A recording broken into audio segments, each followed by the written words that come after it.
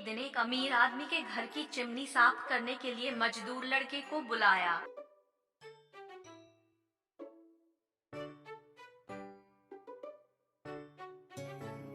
लड़का सफाई करने लगा।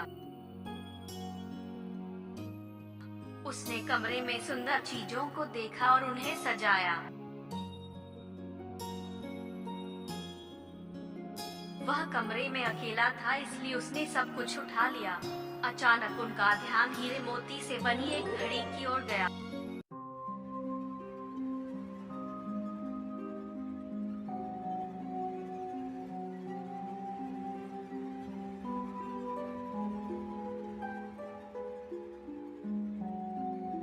उसने घड़ी उठाई और देखने लगा।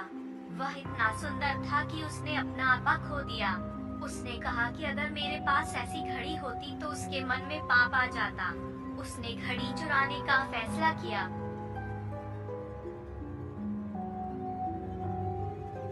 लेकिन दूसरे क्षण में वह डर के मारे चिल्लाया, हे भगवान, मेरे मन में कितना बड़ा पाप आ गया है। अगर मैं चोरी करते पकड़ा गया तो मेरी कितनी दयनीय स्थिति होगी। सरकार सजा देगी। आपको जेल जाना होगा और पत्थर फेंकना और तेल से बाहर निकलना करना होगा।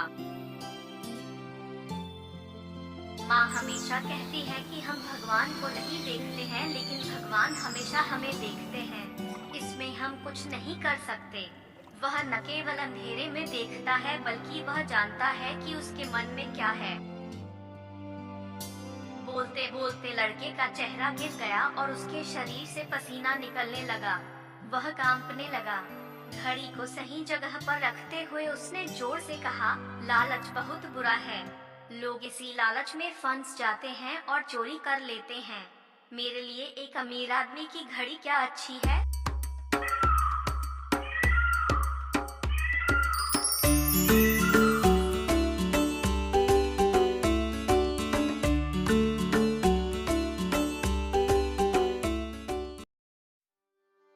लालच ने मुझे बर्बाद कर दिया है, लेकिन दयालु भगवान ने मुझे बचा लिया है। अब मैं कभी लालची नहीं होऊंगा।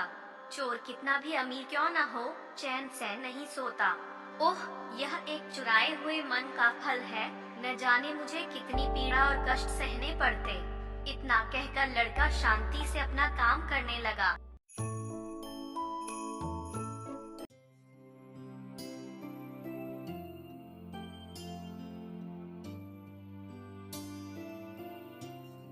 मकान मालकिन पास के कमरे से देख रही थी और सुन रही थी। वह तुरंत लड़के के पास पहुंची और बोली, अरे लड़के, तुमने घड़ी क्यों नहीं ली? यह सुनकर बालक सन्न रह गया। अगर उसे काट दिया जाता तो उसके पास खून नहीं होता।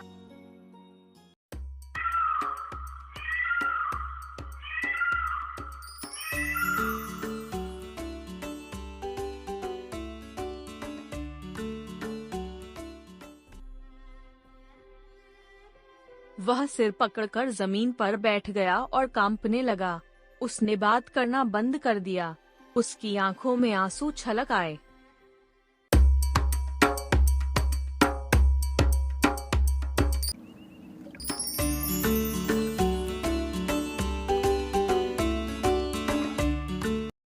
मालिक को बच्चे पर तरस आया।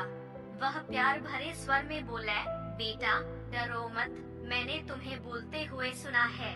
मुझे यह देखकर खुशी हुई कि आप अपनी गरीबी के बावजूद इतने अच्छे हैं कि आप ईमानदारी, धर्म और ईश्वर से डरते हैं।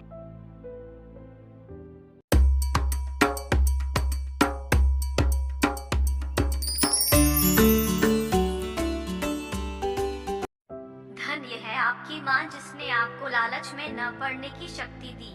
लालच में कभी न पड़े। मैं तुम्हारे भोजन और पुस्तकों का प्रबंध करूँगा। तुम सुबह से स्कूल जाओ और पढ़ना शुरू करो।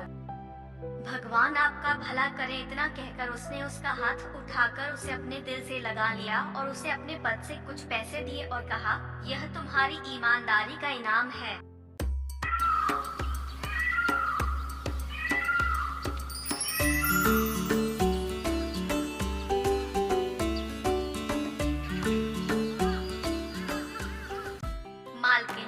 प्यार भरे शब्दों से लड़के का दिल खुशी से भर गया। उनके चेहरे पर कृतज्ञता झलक रही थी। वह अगले दिन स्कूल जाने लगा। बाद में वे एक महान विद्वान और प्रतिष्ठित नागरिक बने। इस तरह उन्हें कड़ी मेहनत और सच्चाई का फल मिला।